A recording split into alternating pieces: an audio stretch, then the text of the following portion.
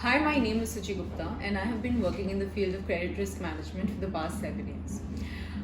In the last video, we discussed about time value of money, how my money is growing, basically at what rate my money is getting compounded or at what rate my money is getting discounted. In this video, we will be talking about how this rate is determined at which my money grows. In this video, we will also talk about what are the components of interest rate, how it is determined, and what is the return that you should expect from your investment so that you can make a profit. Okay, now let's understand the concept of interest rate. Interest rate is the amount charged by the lender over and above the principal from the borrower for allowing him to use his money. Say I give $100 to a person, Mr. X, and he says that after 3 months he's going to pay me back $110. This $10 is given to me, which is over and above the $100 that I had lent him. Now this $10 is my interest rate. It comprises of two parts. One is called risk premium and the second part is called risk-free rate of return. What is risk premium and what is risk-free return? When I deposit my money in the bank and the bank is giving me a 10% interest rate, annual interest rate, say for example that this $100, if I deposit in the bank, after 1 year the bank is going to give me $110 because bank is a certified institution, so the probability of the bank not honoring its obligation is very low. Rather, we can say that it is risk-free because we know at the end of 1 year, bank will certainly give me $110 back. That is why this is called risk-free interest rate. However, when this Mr. X comes into the picture, there can be certain circumstances that Mr. X might default, or at the end of 1 year he might be short of money.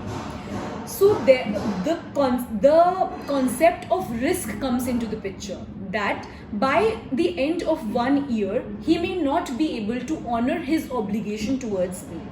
Therefore, because I am incurring an extra risk by not depositing my money in the bank and rather giving the money to Mr. X, I should be rewarded for taking that extra risk, and therefore this extra risk is called risk premium. Whenever the risk is higher, the reward is also higher.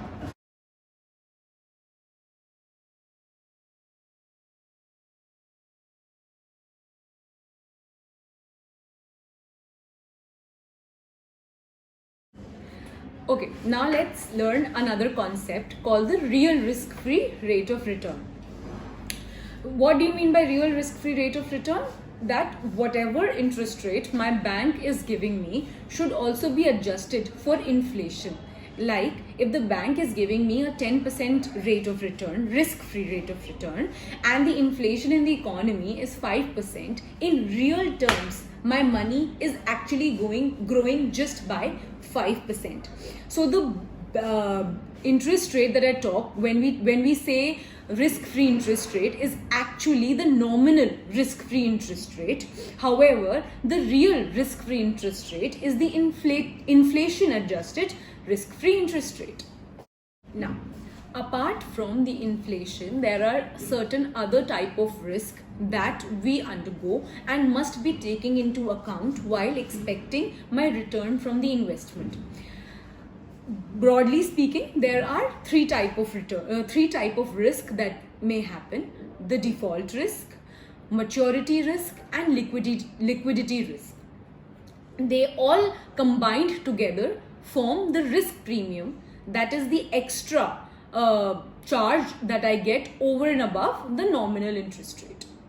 We will be talking in great details about these risks and how they affect the total return that I expect from the investment in the upcoming video. Channel, like, comment and subscribe to this channel. Also, if you're looking for some learning material, do browse to our website fromthegenesis.com. It's a free blog post from us where you can learn about different topics. Also, do visit our website shunyatraining.com, wherein we provide different kind of trainings that can upskill your career. Thank you.